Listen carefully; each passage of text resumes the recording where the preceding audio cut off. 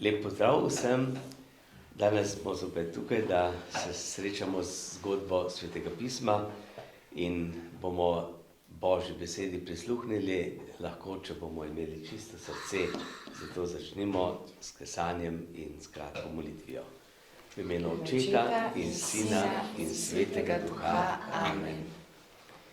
Moj Bog, žal mi je, da sem grešil in žalil Tebe, ki si moj najboljši oče. Trdno sklenem, da se bom poboljšal, pomagaj mi s svojo milostjo. Amen. Tako, zdaj pa zmolimo še Oče naš in Zdravo Marijo in prosimo, da bi lahko v tej besedi spoznali Božjo voljo, kot jo je spoznala Marija.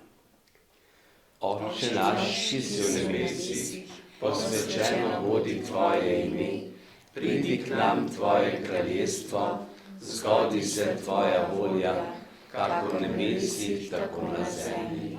Daj nam danes naš vsakdanji kruh in odpusti nam naše dolge, kakor tudi mi odpuščamo svojim dolžnikom, in ne vpelji nas v skušnjavo, temveč reši nas hudega. Zdrava Marija, milosti polna, Gospod je s teboj, blagoslovljena si med ženami in blagoslovljen je sad Tvojega telesa, Jezus.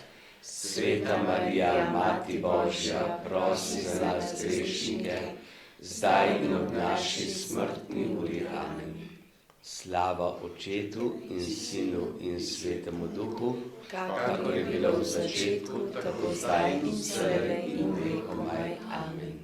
Ko je Jezus odšel v nebesa, so učenci 10 dni, 9 dni molili, 10. dan je prišel Sveti Duh. In kaj se je potem zgodilo, bomo zdaj slišali v tej zgodbi. Učenci so čakali na prihod Svetega Duha in se zbirali k skupnem pogovoru in molitvi. Vedeli so, da se jim Jezus po nebohodu ne bo prikazoval in se pogovarjal z njimi. Prišel pa bo njegov duh in Jezus bo na nov in bolj neposreden način vedno z njimi. 7 tednov po veliki noči so Judje praznovali binkoštni dan, ko so se zahvaljevali za prave poljske pridelke. V Jeruzalemu se je zato spet kar trlo romarjev, kajti Judje so z vseh strani ponovno prišli sem praznovati. Na binkoštno nedeljo, ko so bili učenci zgodaj zjutraj zbrani, se je zgodilo nekaj posebnega. Kasneje so dogodek opisovali kot silovit vihar, ki je prišel z neba in s svojim šumom napolnil vso hišo. Nad vsakim učencem se je pojavil plamen v obliki jezika. To, kar so videli in slišali, pa ni bilo nič v primerjavi s tem, kar so začutili v svoji notranjosti. Napolnila sta jih tista toplina in življenje, ki jo je vedno prinašal s seboj Jezus. In spoznali so, da jih je napolnil obljubljeni Sveti Duh, ki je prišel, da bo vedno pri njih prebival. Prekipevali so od sreče ter na ves glas hvalili in slavili Boga. Medtem se je pred hišo zbrala številna množica. Ljudje so vedeli in slišali o teh nenavadnih dogodkih, zato jih je zanimalo, kaj se je v resnici dogaja. Toda, ko so učenci stopili iz hiše, so bili ljudje še bolj začudeni. Prav vsi, ki so bili tam zbrani iz različnih dežel, so učence natančno razumeli, kaj so ti govorili, kako so hvalili in slavili Boga za njegov prečudoviti dar. Le kaj se jim je zgodilo, so se spraševali ljudje. Na nekatere opazovalce pa to ni naredilo nobenega vtisa. Preveč vina so popili, so govorili. Peter si je odločil, da bo ljudem vse pojasnil. Tako, smo slišali, kaj se je dogajalo na binkoštni dan. 9 dni, torej v tistem času, gledajte, ko je Jezus bil na Oljski gori, ko je predno je odšel, je torej na gori rekel, da nam je vsa oblast v nebesih in na zemlji. A se spomnite, ko je enkrat en hudobni duh peljal Jezusa na goro, pa je rekel, vse ti dam, vso oblast, če pred me padeš in me moliš. In kaj je Jezus rekel takrat? Poberi se sašan, samo Bogu služi. No in hudobni duh sigurno ne bi dal takrat Jezusu, ker mu ne more dati, ker ni njegovo nič, ne oblast, ne svet, je vse Božje. On ga je hotel samo odvrniti, da ne bi Jezus naredil tega, kar je naredil, učil, trpel, umrl na sodrešu. No in potem Jezus reče, da nam je vsa oblast. Zdaj pa Jezus pove, zdaj, ko sem premagal smrt, zdaj pa imam vso oblast spet. Ne? In vas pošiljam in tudi vi boste s to oblastjo, z mojo pomočjo, s pomočjo Svetega Duha delali. Ampak ta Sveti Duh bo prišel, če boste molili, če boste prosili. In tako so apostoli potem 9 dni prosili, niso vedeli, kdaj bo prišel. Ne? Jezus ni rekel, da bo prišel čez 9 dni, 10. dan. Ampak je rekel, molite. No in v tistem času, kaj so naredili apostoli? Vedeli so, Sveti Duh bo prišel, Jezus nas je zbral 12, zdaj nas je samo 11. Zakaj? Juda je odpadel. Juda je bil že mrtev, že pokopan. In zato so rekli, zdaj pa moramo dobiti novega. In v tistem času, ko so molili, prosili za Svetega Duha, so prosili tudi Sveti Duh, razsvetli nas, da bomo videli, kdo bi lahko nadomestil Juda Iškariota. In so imeli kandidate, ker so bili nekateri učenci, ki so bili več ali manj skozi z Jezusom, videli mnoge stvari, ne sicer toliko kot apostoli, ampak je imel Jezus tudi 72 učencev, ki jih je pošiljal po 2 in 2 okrog. No in med temi sta bila 2, Matija in Jožef, in so rekli, ja, zdaj, katerega bi, ta 2, oba sta dobra, kaj naredimo, kaj Bog hoče. In kaj so naredili? Žrebali so. So rekli, naj žreb pokaže, naj Bog pokaže preko žreba, katerega hoče. In katerega je žreb zadel? Matija. Tako. Matija je bil potem v tistem času prištet k apostolom, no potem so pa, smo slišali 9. oziroma 10. dan, to je binkoštni dan, binkošti pomeni kaj? Prihod? 50. Pentakosta, 50. dan. To je slovensko binkošti prihaja iz 50 tage, ne? Nemško je 50, ne? In iz teh 50 je pri nas binkošti, ne? Tako da, drugače pa binkošti bil že star judovski praznik, v Stari zavezi so obhajali ta praznik 50. dan po Paski, kot dan nekako prve žetve, zahvale o prvi žetvi. In so se med drugim tudi spominjali zaveze, ki jo je Bog sklenil z izraelskim ljudstvom na Sinaju. In so se tako zahvaljevali Bogu tudi za to zavezo. No, na ta dan, torej na ta sicer tudi judovski praznik, pa pride Sveti Duh. Tako kot se za Pasho, star judovski praznik prehoda, izhoda iz Egipta, zgodila nova Pasha, nov prehod iz smrti v življenje, Jezus premaga smrt, ostane od mrtvih, tako tudi tukaj nova vsebina tega praznika, binkošti, prihod Svetega Duha. No in kaj se je zgodilo, smo slišali, vihar pa ogenj. Ti 2 znamenji sta bili in sprememba v apostolih. Apostoli so bili napolnjeni Svetim Duhom. In to je tisto, kar je potem tudi ljudi pritegnilo, ker so ljudje začutili, videli, slišali tudi prvič, da so razumeli to, kar so apostoli govorili, ker so govorili v svojem jeziku, ti, ki so pa poslušali, so bili pa iz različnih dežel, različnih krajev in mnogi teh jezikov niso razumeli. Torej, in tako so prvi dan apostoli krstili, oznanili in potem krstili že 3000 ljudi. To je bil začetek cerkve, rojstvo cerkve. Binkošti pomenijo kaj? Rojstni dan cerkve. Tukaj se je cerkev prvič se pokaže prav kot cerkev po krstu. Ne? Tako mi postanemo s krstom, postanemo člani cerkve. No, ti prvi kristjani, kristjani v Jeruzalemu so bili potem ta prva krščanska skupnost in odtod se je potem širilo krščanstvo na vse strani, najprej po Judeji, Galileji, Palestini, potem pa po celotnem rimskem cesarstvu. No in zdaj, če pomislimo na cerkev, ne? Jezus ustanovi cerkev. Kaj to pomeni? Cerkev je skrivnostno telo, njegovo skrivnostno telo. Jezus je želel ostati med nami ne samo pod podobo kruha, ampak tudi v cerkvi, v skupnosti, v nas kristijanih.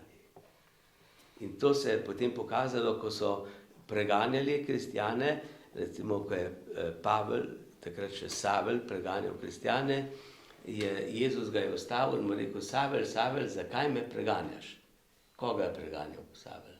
Ja, učence. Kristijane, tako, učence.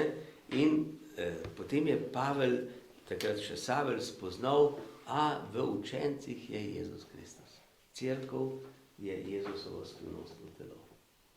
No, tako so, torej, cerkev ima eno poslanstvo takšno, kot ga je imel Jezus, ko je bil tukaj med nami.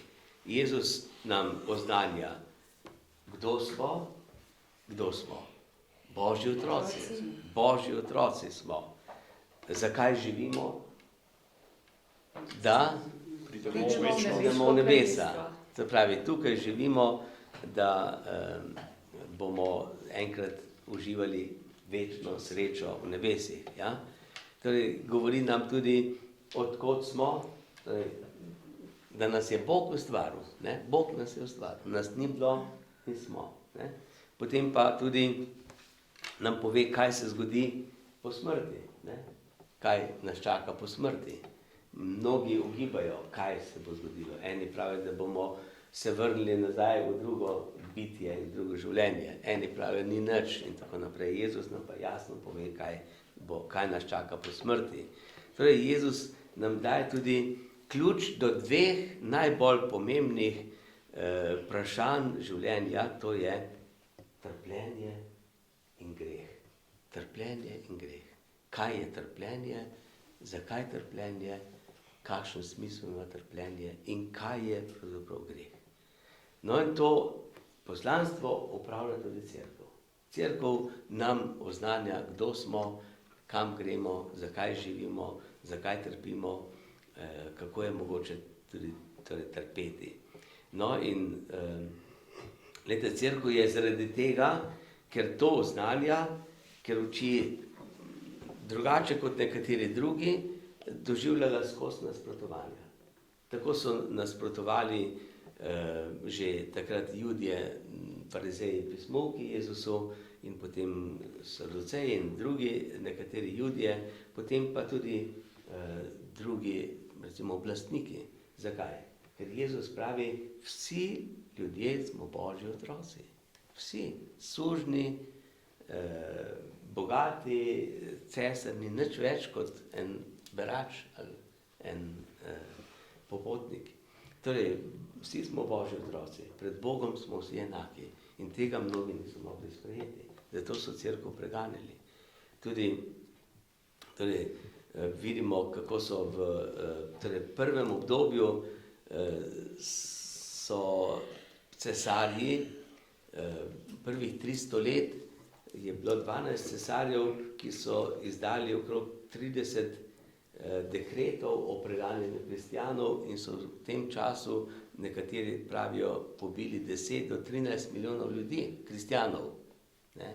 Na vse mogoče načine, v amfiteatrih, metali divjim zverem in tako naprej. Ampak, glede, to ni bilo samo prvih 300 let, pa čeprav toliko ljudi so pobili in je bila cerkev zmeraj močnejša.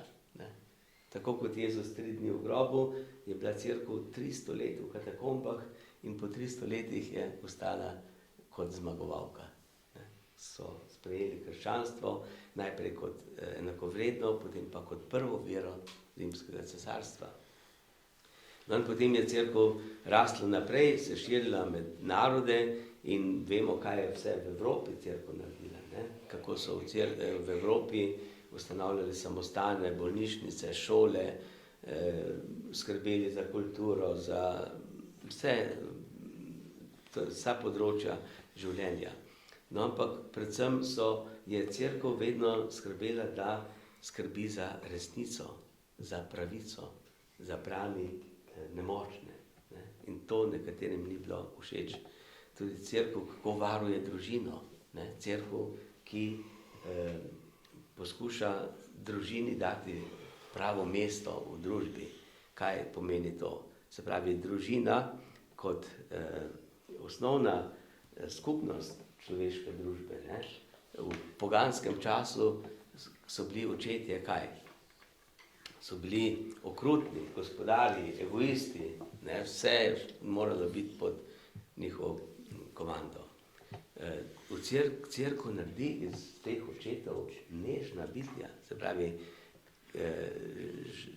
požrtvovalne ljudi z čustvi, z voljo, s služenjem in tako naprej. Ne?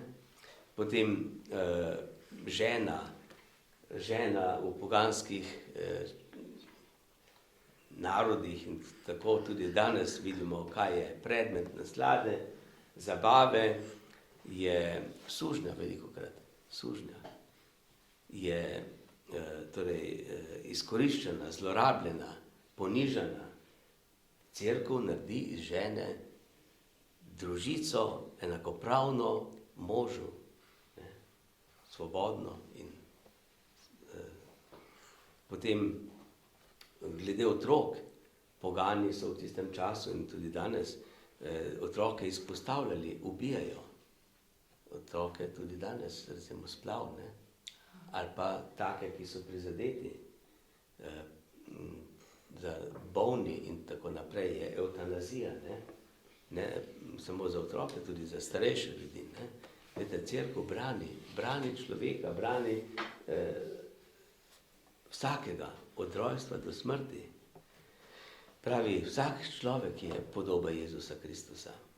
No in tako, torej, prečisti cerkev svojo ljubeznijo, svojim spoznanjem to, kdo je človek in tudi kdo je Bog.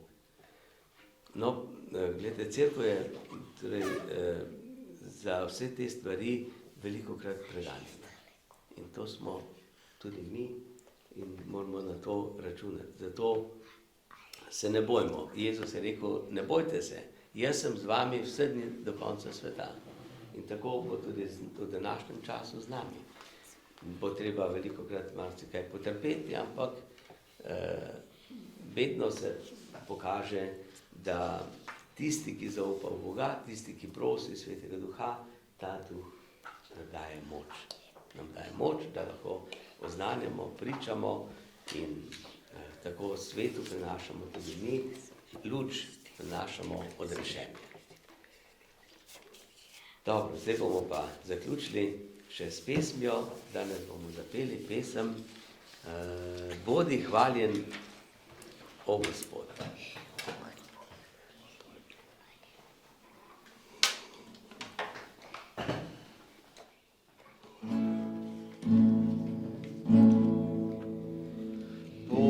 Hvaljen, o Gospod, bodi hvaljen,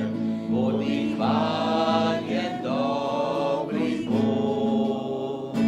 Bodi hvaljen, o Gospod, bodi hvaljen, dobri Bog.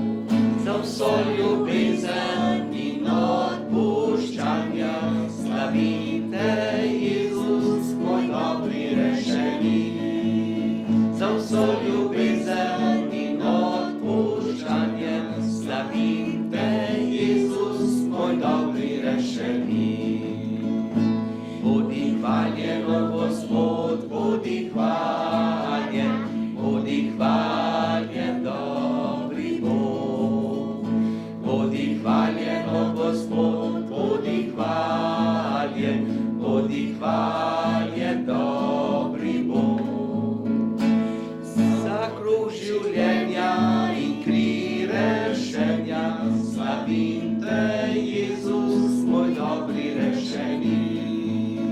Za kruh življenja in kri rešenja slavim te, Jezus, moj dobri rešenik. Bodi hvaljen, o Gospod, bodi hvaljen, dobri Bog.